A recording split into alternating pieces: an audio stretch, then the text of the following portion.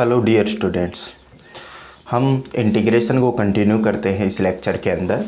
Integration के बारे में हमने देख लिया था, बेसिक जो चीज़ें थी उसकी डेफिनेशन वगैरह देख ली थी। तो हमने फर्स्ट उसका जो नियम है या फिर मैं बोल सकता हूँ फॉर्मूला जो है वो भी हमने पढ़ लिया था कि x की घात n हो अगर, तो x की घात n कोई फलन है और उसका x के सापेक्ष समाकलन करना है, तो उसका x के सापेक्ष समाकलन होता है x की घात n+1 अपॉन में n+1 प्लस c जो है वो समाकलन नियतांक होता है जो हर समाकलन के अंदर आप ऐड करते जाएंगे। तो अब इसी तरीके के हम कई और फॉर्मूले जो हैं वो भी पढ़ते हैं। जैसे डिफरेंशिएशन के फॉर्मूले की बात करें, अवकलन के फॉर्मूले की बात करें तो उसके फॉर्मूले कम हैं, लेकिन इंटीग्रेशन के जो फॉर्मूले हैं, समाकलन के जो सूत्र हैं, फॉर्मूले हैं, वो बहुत ज़्यादा हैं। तो उनमें से कुछ चीज़ें जो अपने काम में आएंगी, कुछ फॉर्मूले जो अपने ज़्यादा काम में आएंगे, वही केवल हम यहाँ पर डिस्कस करेंगे। तो आपको ये लेके चलना है कि अवकलन जो है उसका बिल्कुल अपोजिट क्या है, समाकलन, और समाकलन का बिल्कुल अपोजिट क्या है, अवकलन। तो इसी तरीके से हम ये जो फॉर्मूले हैं वो भी कई फॉर्मूले जो हैं वो अवकलन का यूज करते हुए हम समाकलन के अंदर ध्यान में रखेंगे। तो चलिए स्टार्ट करते हैं।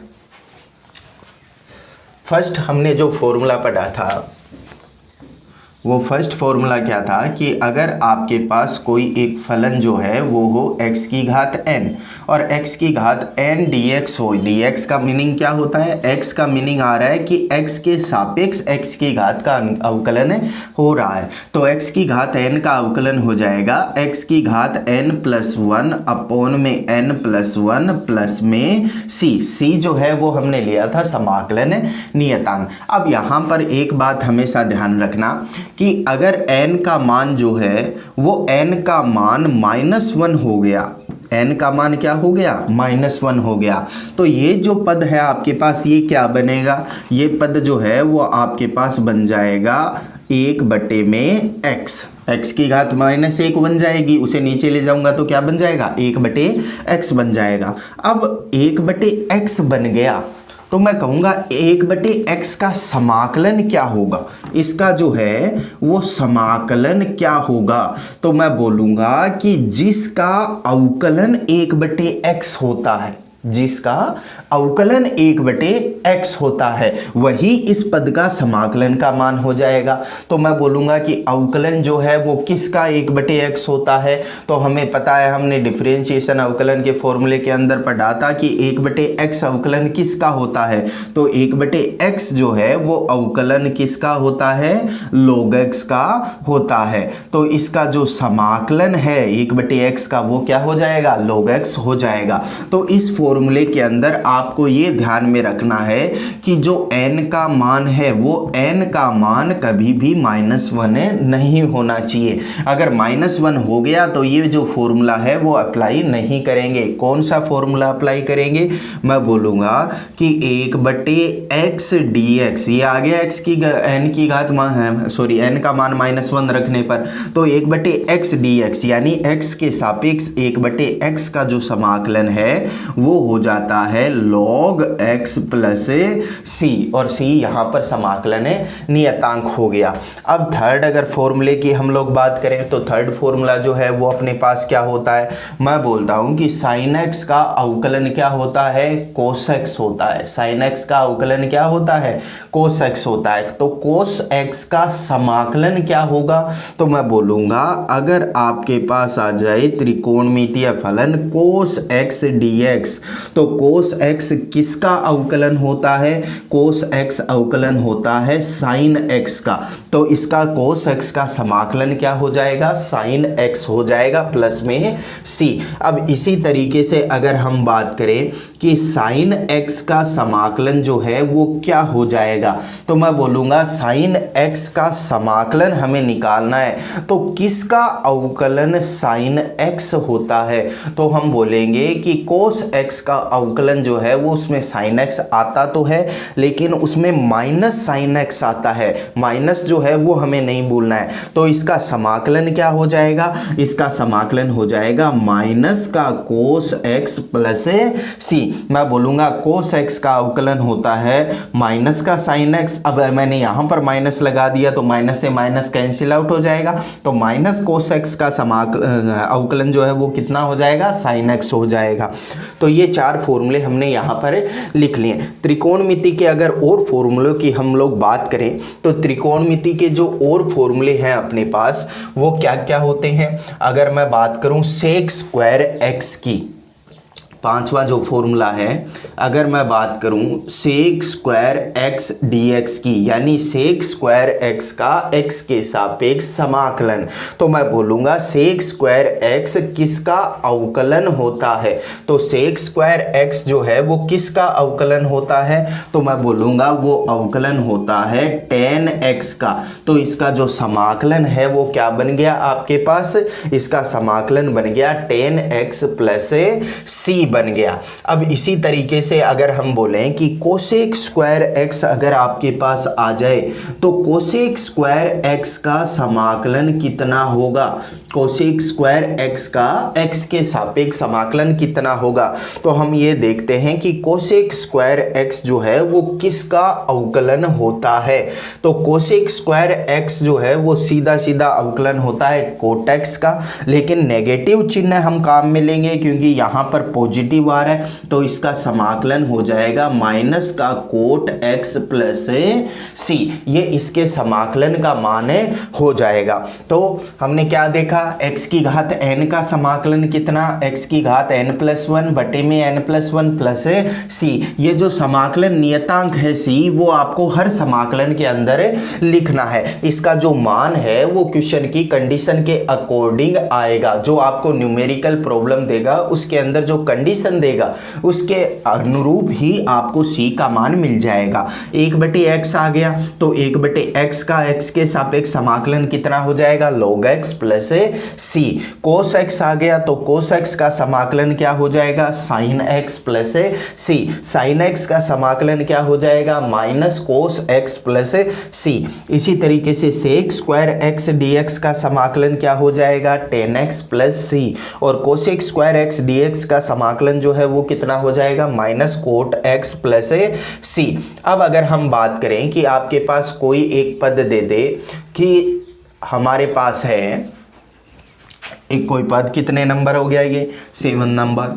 अब अगर हम बात करें समाकलन of sec x tan x dx, यानी सेक x tan x अगर दोनों ही मल्टीप्लाई के अंदर आ जाएं तो दोनों को मल्टीप्लाई में आ जाएंगे तो इसका जो समाकलन है वो कितना होगा? तो मैं बोलूँगा कि सेक x tan x किसका अवकलन होता है? तो सेक x tan x किसका अवकलन होता है? वो होता है किसका? सेक x का। तो इसका जो समाकलन है वो क्या हो जाएगा? इसका समाकलन हो जाएगा सेक x प्लस c। ये इसके समाकलन का मान हो जाएगा। अगर हम नेक्स्ट की बात करें तो इसके बाद में देखो कौन सा अवकलन जो है वो आपके पास बच गया। तो कौन सा अवकलन जो है वो आपके पास बच गया, ये तो हम बात करते हैं कि सेक x tan x के बाद में अगर हम बात करें तो अपने पास आता है कोसेक x कोट x। तो कोसेक x कोट x का अगर हम समाकलन देखें, किसका समाकलन देखेंगे हम लोग? कोसेक x कोट x का। तो कोसेक x कोट x का जो समाकलन है वो अगर हमें देखना हो तो मैं बोलूँगा कोसेक x कोट x किसका अवकलन होता है। तो अगर मैं बात करूं कि ये किसका अवकलन होता है तो मैं बोलूँगा कि कोसेक x का अवकलन होता है minus cosec x cot x। तो अगर मुझे ये पॉजिटिव चाहिए, माइनस नहीं चाहिए, तो मैं बोलूँगा ये जो आपके पास पद है इसका समाकलन जो है वो हो जाएगा कोसेक x माइनस का प्लस में c हो जाएगा। अब अगर हम और बात करें तो देखो क्या बच गए आपके पास? sin x आ गया, cos x आ गया, कोसेक x कोट x आ गया, सेक x tan x आ गया आपके पास। अब कुछ ऐसे पद होते हैं जिनका हमें समाकलन जो है वो डायरेक्ट ध्यान में भी रखना होता है। जैसे अगर आपके पास एक कोई समाकलन आ गया कि समाकलन करो 1/√1 माइनस एक्स स्क्वायर का, 1/√1 माइनस एक्स स्क्वायर का, तो इसका जो समाकलन है उसका मान जो है वो कितना हो जाएगा। इसी तरीके से अगर आपके पास आ गया कि 1/1 प्लस एक्स स्क्वायर है तो उसके समाकलन का मान कितना हो जाएगा। तो ये सारे समाकलन का मान हम लोग देख रहे हैं। पहले आप लोग ये चीजें जो है वो नोट डाउन कीजिए।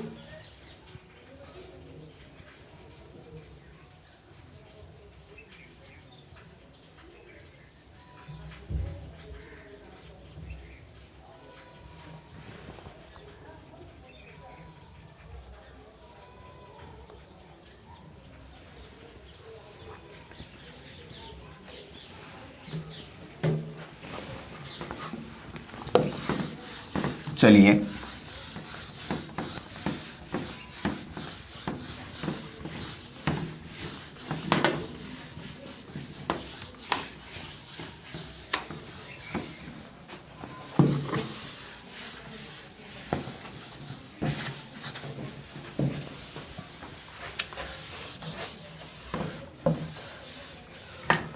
चलो पहले हम लोग इसके थोड़े बहुत न्यूमेरिकल कर लेते हैं, ठीक है। तो थोड़े बहुत न्यूमेरिकल यानी समझते हुए इसको आगे चलते हैं, बाकी के फॉर्मूले जो है वो न्यूमेरिकल के बाद में देखेंगे। तो फर्स्ट एग्जांपल जो है वो मैं ले लेता हूँ आपके पास कि y is equal to X की पावर -6, ठीक है। और इसका आपको समाकलन करना है x के सापेक्ष।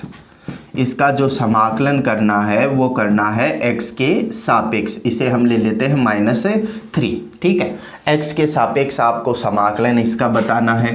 तो इसका समाकलन जो हम ज्ञात करेंगे उस समाकलन के लिए मैं लिखूंगा कि क्या ज्ञात करना है। तो मैं बोलूँगा समाकलन करना है हमें। किसका करना है? y का करना है। किसके सापेक्ष करना है? x के सापेक्ष करना है। तो dx लिख दिया। y का मान रखो यहाँ पर। y का मान रखूँगा तो मैं बोलूँगा y बराबर है x की घात -3 और साथ में क्या आ गया आपके पास dx। अब अगर मैं पूछना चाहूँ कि ये निश्चित समाकलन है या अनिश्चित समाकलन है तो मैं बोलूँगा यहाँ पर पावर नहीं है, कोई भी पावर नहीं है, तो ये कैसा समाकलन है? अनिश्चित समाकलन है। या मैं बोलूं सीमा नहीं है, यहाँ पर निम्न सीमा उच्च सीमा में से कोई भी नहीं है, तो मैं बोलूंगा ये जो समाकलन है वो अनिश्चित समाकलन है। तो x की घात n के पदों में ये बन रहा है। और मैं अगर अपने फॉर्मूले से इसकी तुलना करूं तो अपने पास फॉर्मूला क्या होता है कि x की घात n dx बराबर होता है x की घात n+1 बटे में n+1 प्लस c। तो अगर इन दोनों की मैं तुलना करूं तो n का मान जो है वो मुझे कितना मिल जाएगा? n का मान मिल जाएगा -3। तो n का मान -3 मिल गया तो मैं बोलूँगा समाकलन जो है वो कितना हो जाएगा? तो x की घात -3 प्लस 1 बटे में -3 प्लस 1 प्लस c। 16 अगर करूं तो मैं क्या बन जाएगा? ये देखो x की घात -2 बटे में -2 प्लस में c। ये आपके पास इस क्वेश्चन का आंसर हो गया कि x की घात -3 का जो समाकलन है वो कितना हो जाएगा। अब अगर इसी के अंदर हम लोग निश्चित समाकलन को और इंक्लूड करना चाहिए कि एक क्वेश्चन हम लोग ऐसा ले लेते हैं जिसके अंदर हम निश्चित समाकलन के बारे में भी बात करें, तो उसके प्रॉब्लम्स को किस तरीके से सोल्व करेंगे। और जो आपके लिए मस्ट है, इस जो मैं न्यूमेरिकल करवा रहा हूँ इसको आपको बड़े ध्यान से समझना है। तो देखो कैसे, मैं एक एग्जाम्पल ले लेता हूँ कि y बराबर है x की घात 2 और इसका आपको x के सापेक्ष समाकलन करना है। इसका आपको x के सापेक्ष समाकलन करना है, ठीक है। और x के सापेक्ष समाकलन करना है, लेकिन कंडीशन क्या दे रहा है? कंडीशन दे रहा है x बराबर 1 से x बराबर 2 तक। x बराबर 1 से x बराबर है 2 तक। अब देखो मुझे ये कंडीशन दे दी इसने, सीमाएं बता दी, तो सीमाएं बता दी तो मैं बोलूँगा ये जो समाकलन का प्रकार है वो निश्चित समाकलन है, यानी आपको जो योग करना है वो एक निश्चित सीमा के अंदर रहकर करना है। तो उस निश्चित सीमा के अंदर जब हम समाकलन करेंगे तो उसी समाकलन को हम बोल देंगे निश्चित समाकलन या डेफिनेट इंटीग्रेशन। तो देखो यहाँ पर अगर हम यहाँ पर इसका इंटीग्रेशन करना चाहिए तो पहले तो आप इसको जो है वो कैसे लिखोगे, x बराबर 1 से x बराबर 2 को, तो मैं बोलूँगा समाकलन कर रहे हैं हम लोग, तो समाकलन कर रहे हैं तो मैंने लिख दिया समाकलन किसका कर रहे हैं, y का कर रहे हैं, किसके पदों में कर रहे हैं, x के पदों में कर रहे हैं। तो ये तो आपका सिंपल नोटेशन हो गया कि कैसे रिप्रेजेंट करना है। y का अगर हम लोग मान रखें तो y का मान जो है वो मैं क्या लिखूंगा, मैं लिखूंगा x की घात 2 और dx। अब देखो x का मान कहां से कहां तक चेंज हो रहा है, तो मैं बोलूंगा x का मान 1 से 2 तक चेंज हो रहा है। तो इसके अंदर निम्न मान आपके पास है हो रहा है 1, यानी 1 से शुरू हो रहा है, जहां से शुरू हो रहा है वो निम्न सीमा और जहां तक हो रहा है वो उसकी उच्च सीमा। तो उच्च सीमा कितनी हो जाएगी 2, जहां से शुरू हो रहा है वो तो निम्न सीमा, जहां तक जा रहा है वो हो गई उसकी उच्च सीमा। तो 1 से लेकर 2 तक मुझे एक्स स्क्वायर का समाकलन करना है, किसके सापेक्ष है, x के सापेक्ष। तो हम अगर इसकी तुलना करें इस वाले फॉर्मूले के साथ तो मैं बोलूंगा n का मान है 2, n का मान 2 है तो अपने पास जो यहाँ पर इसका समाकलन का मान है वो कितना आ जाएगा, तो मैं बोलूँगा x की घात 2 यानी n का मान 2 हो गया तो इसका समाकलन हो जाएगा x की घात 3 प्लस 2 प्लस 1 यानी x की घात n प्लस 1 बटे में n प्लस 1 प्लस c। ये आपके पास समाकलन हो गया, लेकिन अभी भी आपने सीमा काम में नहीं ली है तो मैं यहाँ पर डबल ब्रैकेट लगा देता हूँ बड़ा वाला, और इस ब्रैकेट के एक तरफ कोने में नीचे की तरफ मैं निम्न सीमा लिख देता हूं, ऊपर की तरफ लिख देता हूं उच्च सीमा। अब सीमा जो है वो कैसे रखते हैं क्वेश्चन के अंदर, तो आपके पास जिस पद के रूप में सीमा है, जैसे ये जो 1 और 2 है वो किसके मान दिए हुए हैं, x के मान दिए हुए हैं, तो आपको x की जगह ही ये मान रखने हैं। लेकिन सीमा रखने का तरीका क्या होता है, सीमा रखने का तरीका होता है कि पहले ऊपरी सीमा या उच्च सीमा, पहले ऊपरी सीमा या उच्च सीमा माइनस का साइन लगाकर, माइनस का चिन्ह लगाकर निम्न सीमा, माइनस का चिन्ह लगाकर निम्न सीमा रखनी है आपको। तो मैं अगर यहाँ पर बात करूँ कि आपको सीमा जो है वो किस तरीके से रखनी है, तो पहले ऊपरी सीमा माइनस का निशान लगाकर निम्न सीमा। तो पहले ऊपरी सीमा अगर मैं रखूँ यहाँ पर, तो ऊपरी सीमा रखूँगा तो देखो क्या बन जाएगा, ऊपरी सीमा x की जगह मान कितना रखूँ 2, तो 2 की घात 2 प्लस 1 3 बटे में 3 प्लस c। ये तो क्या हो गया, जब मैंने मान रखा x की जगह 2 या पहले ऊपरी सीमा रखी, माइनस का निशान लगाकर निम्न सीमा रखनी है, तो निम्न सीमा यानी x का मान कितना रखूंगा 1, तो x का मान मैं 1 रखूं तो मैं बोलूंगा 1 की घात 3 बटे में 2 प्लस 1 यानी कितना बन गया 3 प्लस में c। ये आपने इसके अंदर सीमा रख दी। सीमा कैसे लिखी है आपने, सीमा इस तरीके से लिखी है कि पहले ऊपरी सीमा माइनस का निशान लगाकर निम्न सीमा, ऊपरी या उच्च सीमा माइनस में निम्न सीमा। पहले आपको किसी भी क्वेश्चन के अंदर ऊपर वाली सीमा ही रखनी है। तो देखो यहाँ पर क्या बन जाएगा, अगर मैं यहाँ पर आंसर निकालने की कोशिश करूँ तो 2 की घात 3 कितना हो जाएगा आपके पास 8 बटे 3 प्लस c। ठीक है, माइनस को अंदर गुणा कर दो, माइनस ये 1 की घात 3 1 बटे में 3 और ये माइनस से गुणा होगा तो कितना बन जाएगा माइनस c, प्लस c से माइनस c क्या हो गया कैंसिल आउट हो गया। तो क्या बन गया आपके पास बन गया 8/3 माइनस 1/3। अगर मैं एलसीएम ले लूँ तो एलसीएम आ जाएगा अपने पास 3, तो 8 माइनस 1 कितना बना 7, और तो 7/3 जो है वो आपको इसका आंसर मिल जाएगा। तो कोई भी निश्चित समाकलन हो तो उसका जो आंसर आएगा वो न्यूमेरिकली आएगा आपके पास, ठीक है।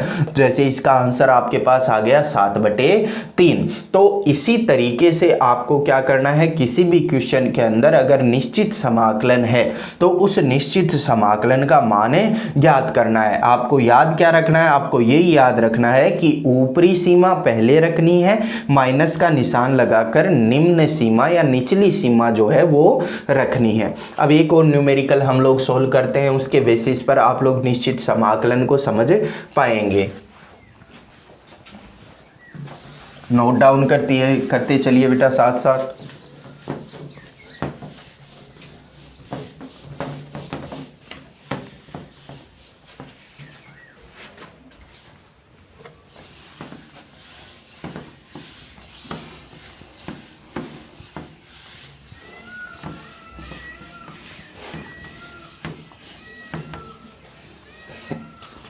चलिए नेक्स्ट हम लोग एक क्वेश्चन ले रहे हैं।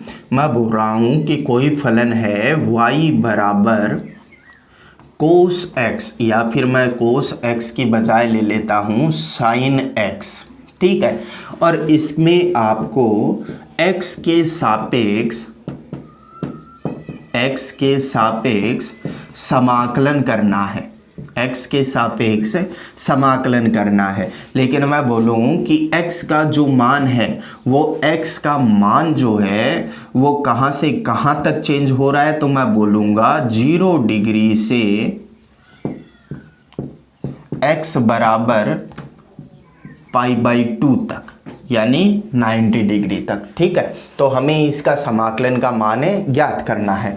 तो मैं बोलूँगा कि समाकलन कैसे लिखते हैं, तो मैंने लिख दिया समाकलन का चिन्ह किसका करना है, y का किसके सापेक्ष है, x के सापेक्ष। तो y का मान रख दो। y का मान अगर मैं रखूँगा तो y का जो मान है वो है अपने पास क्या, साइन x, ठीक है। और साथ में क्या आ गया, dx। अब sin x का जो समाकलन करना है हमें वो x के सापेक्ष करना है, लेकिन कहाँ से कहाँ तक करना है, तो मैं बोलूँगा 0 डिग्री से x बराबर π/2 तक। तो जहाँ से वो तो हो गई निम्न सीमा और जहाँ तक वो हो गई उसकी उच्च सीमा। तो चलो sin x का समाकलन करते हैं। sin x का जो समाकलन है वो क्या हो जाएगा, तो sin x का समाकलन होता है माइनस कोस x प्लस सी। अब यहाँ पर अगर मैं निम्न सीमा लिखूँ तो निम्न सीमा को आप ब्रैकेट के निचले एंड पर और उच्च सीमा को ऊपर वाले एंड पर रखेंगे। यहाँ पर अब सीमाएं कैसे रखते हैं, पहले ऊपरी सीमा माइनस का निशान लगाकर निचली सीमा। तो पहले अगर हम ऊपरी सीमा रखें तो क्या बन जाएगा आपके पास, पहले मैं रखूँगा π/2, तो ये बना माइनस का कोस π/2 प्लस सी बन गया। माइनस का निशान लगाकर फिर रखूँगा निचली सीमा, तो निचली सीमा रखूँगा तो कितना बनेगा, माइनस का कोस 0 प्लस सी। अब देखना यहाँ पर ज़्यादातर कंफ्यूज होता है कि माइनस जो है वो एक आपको एक्स्ट्रा लगाना है यहाँ पर, चाहे ये माइनस में हो या फिर प्लस के अंदर हो, इससे आपको कोई लेना देना नहीं है। लेकिन जब सीमा आप लोग रखो तो बीच के अंदर एक माइनस का चिन्ह आपको जरूर लगाना है। तो देखो हम इसे सोल्व करते हैं, क्या बन जाएगा, मैं बोलूँगा कोस ये कितना 90, और कोस 90 का जो मान है वो कितना होता है, तो कोस 90 का मान जो है वो होता है 0 प्लस में सी माइनस माइनस, इस माइनस को अंदर गुणा कर दूं तो ये माइनस माइनस तो बन गया प्लस का कोस 0, और कोस 0 का जो मान है वो कितना होता है, तो कोस 0 का मान होता है 1, और ये माइनस इस सी से गुणा होगा तो माइनस का सी बन गया। देखो क्या होगा, ब्रैकेट को मैं हटा देता हूँ तो देखो सी से तो सी कैंसिल आउट हो गया और अपना आंसर जो है वो कितना आ गया, 1 अपना आंसर आ गया। तो इस तरीके से हम निश्चित समाकलन को भी अपने इन फॉर्मूलों के अंदर कर सकते हैं। अब आपको ज़्यादातर क्वेश्चन जो मिलेंगे वो इस टाइप के मिलेंगे मिलेंगे, निश्चित समाकलन के ही मिलेंगे, क्योंकि हमें जो है वो आगे चलकर वेग का मान ज्ञात करना होगा कि t बराबर 0 से t बराबर 4 तक वेग कितना रहेगा, औसत वेग कितना रहेगा, या फिर उसकी वो कितनी दूरी या विस्थापन तय करेगा। तो कई तरीके के क्वेश्चन के अंदर हम लोगों को ये जो रेंज है, यहाँ पर सीमा जो है उसका प्रयोग करना पड़ेगा। तो इसी सीमा के प्रयोग के आधार पर जो है वो हम इस तरीके से किसी भी क्वेश्चन को सॉल्व कर सकते हैं। तो चलिए नेक्स्ट चलते हैं। अगर दो फलन जो हैं वो योग के अंदर हों, दो फलन जो हैं वो योग के अंदर हों या उन दोनों का घटाव हो रहा हो, तो उनका समाकलन जो है वो हम किस तरीके से करते हैं। तो ये सेम एज अवकलन की तरह ही होता है जो नियम है वो। अब मैं ये नहीं कह रहा कि साइन एक्स का अवकलन कर दो चाहे समाकलन कर दो, एक ही बात है, लेकिन मैं बोल रहा हूँ नियम जो हैं वो एक ही तरीके के हैं। तो ऐसे हमने नियम जो पढ़े थे, लास्ट वाला शायद 9th नंबर था, 8 नंबर, मुझे नहीं पता, आप लोग कर लेना इसको आगे कंटिन्यू। अगर 9th नंबर की हम बात करें, उससे कंटिन्यू ही चल रहे हैं हम नियमों के अंदर। आपके पास कोई एक फलन ऐसा है y बराबर जो दो फलनों का योग है। दो फलनों का योग मतलब एक फलन तो है f(x) और दूसरा फलन है g(x), ठीक है। जैसे अगर मैं बात करूं, ये अलग फलन है, ये वाला अलग फलन है, और दो फलनों का योग हो रहा है। तो जब दो फलनों का योग होता है तो उसका समाकलन किस तरीके से करते हैं, तो मैं बोलूँगा इसका जो समाकलन है y dx बराबर हो जाएगा, समाकलन मैं क्या लिखूँगा, पहले f(x) प्लस में gx, ये y का मान रख दिया हमने, और किसके सापेक्ष कर रहे हैं, मैं बोल रहा हूँ x के सापेक्ष हम लोग समाकलन कर रहे हैं। तो इसका जो समाकलन है वो करने के लिए हम इसे दो टुकड़ों में तोड़ लेते हैं। दो टुकड़ों में कैसे, पहले तो हम f(x) का समाकलन करेंगे x के सापेक्ष, उसके बाद में हम gx का समाकलन करेंगे x के सापेक्ष, यानी इसको हमने दो टुकड़ों के अंदर तोड़ लिया। अब इसी तरीके से हम समाकलन कर सकते हैं अगर बीच में माइनस आ जाए। अगर बीच में माइनस आ गया तो यहां पर भी माइनस आ जाएगा और यहां पर बीच में क्या आ जाएगा, माइनस आ जाएगा।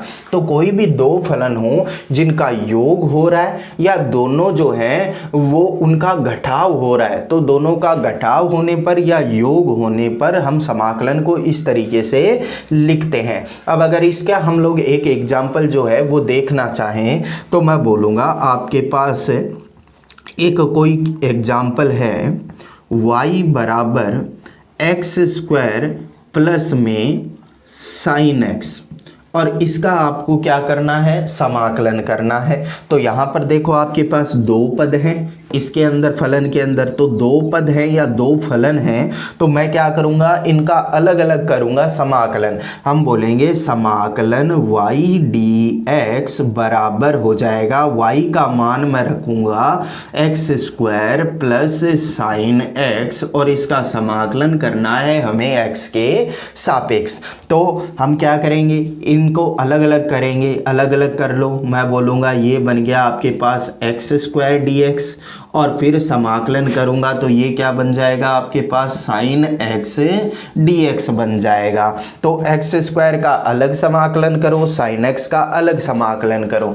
तो मैं अगर अलग अलग समाकलन करूँ इनका तो देखो x² का समाकलन क्या हो जाएगा, तो मैं कहूँगा x की घात n की तरह है, और x की घात n का जो समाकलन है वो क्या होता है, तो x की घात n का समाकलन होता है x की घात n+1 बटे n+1 प्लस c। तो n का मान 2, तो x की घात 2 + 1 बटे में 2 + 1 प्लस में c। अब 2 यहाँ पर कौन समाकलन नियतांक आएंगे, तो मैं एक को c1 बोल रहा हूँ और दूसरे को c2 बोल दूंगा, ठीक है। तो ये तो हो गया आपके पास पहली राशि का समाकलन। प्लस में दूसरी राशि के समाकलन की बात करें तो साइन x का समाकलन क्या होता है, साइन x का समाकलन होता है माइनस कोस x प्लस में c। ये बन गया आपके पास दूसरी राशि का समाकलन। अब अलग अलग समाकलन कर रहे हैं तो समाकलन नियतांक जो है वो आप अलग अलग लिख सकते हो। अब देखो इसे अगर हम थोड़ा सा सुंदर सा लिख लें तो क्या बन जाएगा, ये x की घात 3 बटे में 3, और इसको मैं पहले लिख रहा हूं तो ये देखो प्लस माइनस माइनस का कोस x प्लस में क्या बना c1 प्लस में c2। अब c1 भी नियतांक है और c2 भी नियतांक है तो मैं इन दोनों को मिलाकर जो है वो एक नियतांक लिख सकता हूं तीसरा। कौन सा नियतांक लिख दूं, मैं बोल दूं x³/3 माइनस में कोस x प्लस में c1 प्लस c2 की जगह हमने क्या लिख दिया, c1 प्लस c2 की जगह हमने लिख दिया एक ही समाकलन नियतांक c, और उस c का मान किसके बराबर है, c का जो मान है वो बराबर है आपके पास c1 प्लस c2 के बराबर है। तो कोई भी आपके पास निश्चित समाकलन का क्वेश्चन हो या फिर दो फलनों का योग हो रहा हो तो निश्चित समाकलन हो तो हम सीमा को किस तरीके से रखेंगे, और अगर दो फलनों का योग हो रहा हो या दो फलनों का घटाव हो रहा हो तो हमें किस तरीके से क्वेश्चन को सोल्व करना चाहिए। तो आज के वीडियो लेक्चर के अंदर इतना ही, बाकी नेक्स्ट वीडियो लेक्चर के अंदर हम डिस्कस करेंगे। Thank you.